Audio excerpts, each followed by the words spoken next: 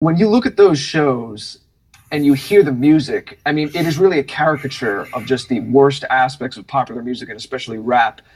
There's really not even much of a bass line. It's just bass tones. There's guttural sounds and panting and just phrases thrown out about sex and wanting to do this and that.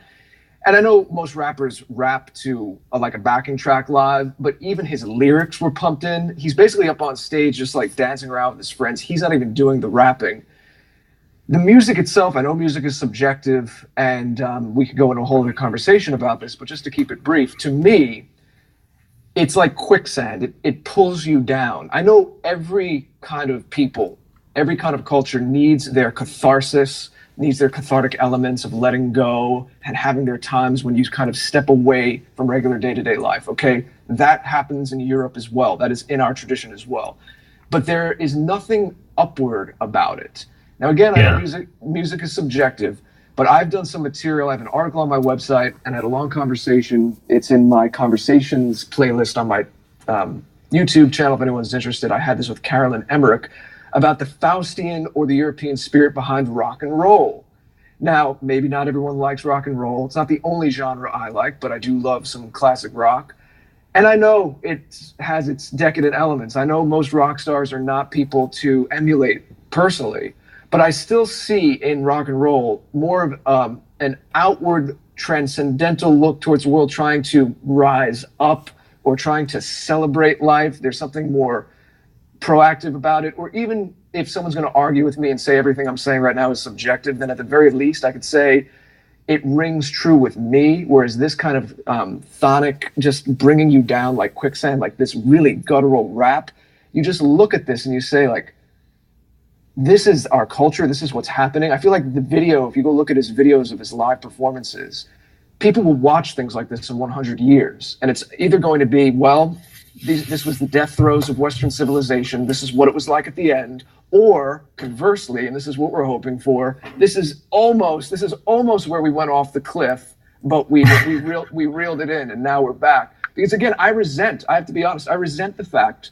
that, and we know what it's about, but the Atlantic Monthly is writing about him and celebrating him, and I think even saying that he was some kind of misunderstood genius.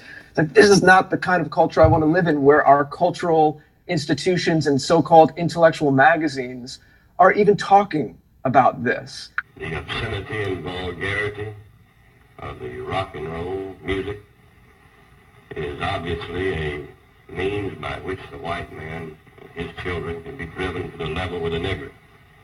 It is obviously nigger music. It's the same thing they said about rock and roll, and now they're doing it with hip-hop. Definitely, it's the same thing. Trust me. Now, I have my little criticisms about what they said, based on me being a rocker and also into hip-hop, and also being black. It doesn't matter what genre it is. It's because Existation is black. They'll find anything and everything to criticize him about. And I'm saying this not even really being a fan of this young man. But the thing is, keep in mind, they have an agenda. And anything that has to do with black people in their agenda is negative when it comes to them commenting about black people in general. Now, first of all, I think it's kind of funny that whoever this guy is talking to, Richard Spencer, just has the nerve to, how could I say this?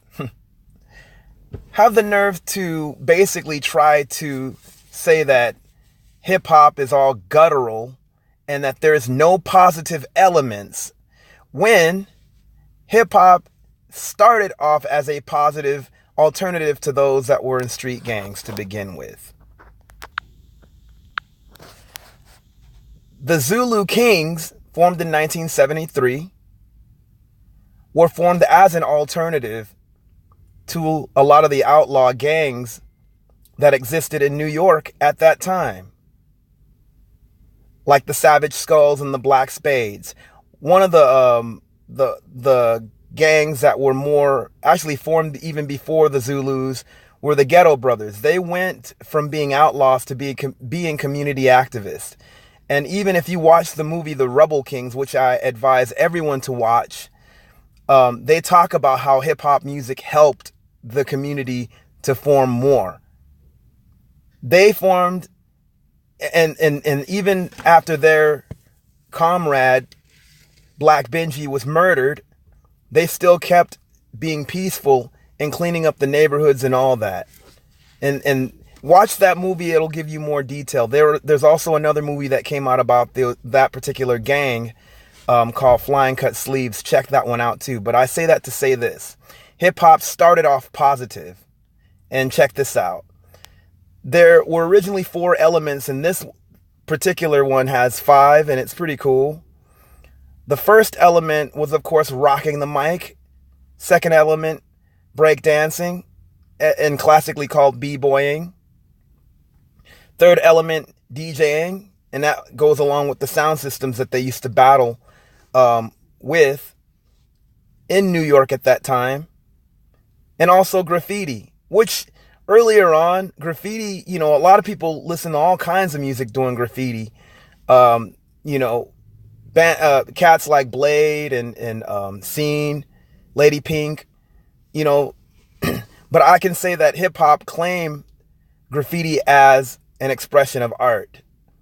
I'm not saying every graffiti artist listened to hip hop, but yeah, you guys get what I'm saying. But hip hop was the one that claimed this as an art because it was an alternative to what was going on in New York at the time.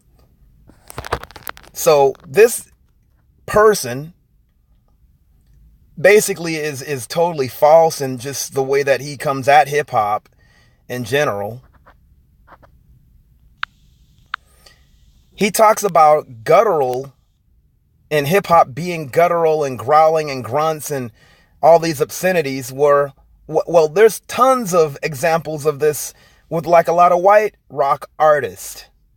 Don't pretend like white rock and roll, even though he kind of mentioned it, but of course he had to give his little slight and basically paint hip hop as if it's the enemy music. Well, of course for him it is.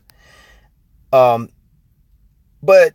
let me give you an example of many examples of a lot of white rock artists that pretty much do the same thing that he was claiming that XXXTentacion does. G.G. Allin, this is G.G. Allin, by the way. G.G. Allin is one of the artists that most people would consider punk rock. He's known and notorious for basically like all kinds of stuff where he's beaten his audience members. He's raped some of his members. He threw excrements at the audience. He's cut himself. He's brutalized. I mean, a lot of people would just say, oh, it's theater and all that. And that's, how could I say this? I'm saying this not even being a fan of XXXTentacion. Although, I have to say this, I like some of the songs that I've heard sonically and just the energy when it comes to high energy music. I'm really into like a lot of abrasive type stuff.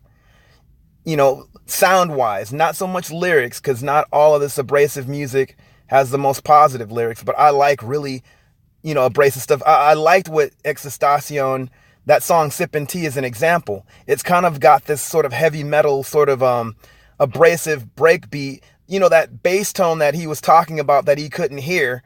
It's funny because like he didn't say anything about like noisecore or death metal or grindcore music, which I actually like. I'm into all that stuff. So I'm speaking as a fan of that kind of music. And it's the reason that I like that XXXTentacion whenever XXXTentacion does that type, because he has a few different styles that he does with or did when he was rapping. He did the slow stuff and I wasn't really into that. I like the more abrasive stuff. Specifically, that Sippin' Tea song is my favorite by him. Although I'm not into like any obscenities and anything like that. But to get back to this, that guy that was talking to Richard Spencer totally ignores that there's a huge aspect of this sort of guttural you know, noise type stuff that goes along with a lot of white rocker types too. G.G. Allin is one, and I gave you examples of what he did. This band, Cannibal Corpse, is one of many different bands that I'm going to name. I'm not going to go into detail about all these bands because I can be here all day. Cannibal Corpse is known, and I'm sure it's probably for shock, but I mean, you can't get away from the stuff that the issues and stuff. I mean, the subject matter is very blatantly perverted, and I won't even call it provocative. It's just straight up like almost like snuff type shit, you know, like it's really bad. You know, it's to the point where they have 3 of their albums, their first 3 albums, they cannot even perform. If they go to Europe, they have like people that know those songs, that I guess have them like, it's the songs are banned. So they have to basically like not play any of those songs. If they do, I think they get fined and like basically their show gets canceled. But they have titles like F with a Knife and all that stuff, and just, you know, Rip from a Virgin's CUNT. I mean, stuff like that. But yet, this white supremacist guy, that's what he is going to ignore that element in rock and roll music. We could talk about a lot of things within rock and roll music and also rock stars that go from everywhere from spousal abuse to straight up pedophilia, including Ted Nugent. So I don't know where he's talking about certain things, you know, like, and just blaming it on just black people, let alone hip hop, or vice versa. Because it can go both ways, trust me. And I know, because I've been into rock music most of my life. No, all my life, really, if you want to look at it that way. I've also been into hip-hop. Another thing he brought up that was interesting is this European Faustian bargain. Now, yeah, I know the whole story of Faust and all that, but when you think of that particular incident, that has nothing to do with rock and roll when it comes to Europeans. It has everything to do with rock and roll when it comes to black people, because the Faustian ordeal that happened actually was inspired by this man by the name of Robert Johnson. I don't know if any of you guys know the story of Robert Johnson. Robert Johnson was said to have sold his soul to the devil to get the gift of how he plays guitar. Now, you cannot think of the start of this so-called Faustian bargain outside of that, because that's where that happened, and that's where that element comes from in rock and roll. And if you don't believe me, I'm sure you could find different people that, like Jimmy Page of Led Zeppelin, that had an admiration for Robert Johnson, and just other acts like the Rolling Stones. A lot of these bands were influenced by that. That Faustian bargain was within rock and roll, was also started by a black person. It had nothing to do with Europe. So he needs to get back. I mean, like, seriously, like get back with that stuff. And I'm not parading or praising a Faustian bargain, because to me that's a negative with my spiritual beliefs. And it's funny that they look at that as a positive thing. No. Yeah, I mean, it's just, but even that concept within rock and roll comes from a black man. You know, Robert Johnson probably was the first within popular music in the West to give praise to Satan. I'm not lying to you guys. Not that I'm not praising it, because I'm totally not into that. But that's where that's where you can trace that back to when it comes to rock and roll and all that. You know? You cannot excuse that context. But these guys have their head basically like in their own world, to where they don't see black people, they just see their own thing. They don't, and everything that they claim to know about black history, they demonize. Hip hop started as a positive, and there's still elements of that even today. And to be honest, it's contemporary or its cousin, I would like to call it, punk rock, actually started off more as a negative, or some people would say nihilistic. Now, to me, nihilism is negative. I could understand where certain people come from and saying, well, they want to have a clean slate with the mind, but that's a whole nother conversation. Hip hop basically started off with idealism. Punk rock, which I am a punk rocker. I mean, I just showed you some of my pictures. That originally kind of started off with some kind of a nihilistic philosophy, But even within that, like there were certain bands that stood out. Bands like this band, the Bad Brains, which were not a nihilistic band at all, or known not to be, because they added an element of idealism, positive mental attitude, or PMA, as they would say. They pretty much like had the element of positive mental attitude that influenced a lot of different people in that scene, even to the point where there were movements like Possecore and Krishnacore, and even some of the earlier Christian punk rockers too. Granted, these guys are Rastafarians, so they brought that positive mental attitude within punk rock, let alone changing and being one of the forefathers of what they call hardcore, or the most known forefathers of hardcore punk rock, which was extremely fast and a little bit more abrasive than the original punk stuff. So shout out to the Bad Brains, one of my favorite punk rock bands. But getting back to hip hop, we've had positive influences within hip hop from the beginning. It was an anti gang thing, not to destroy,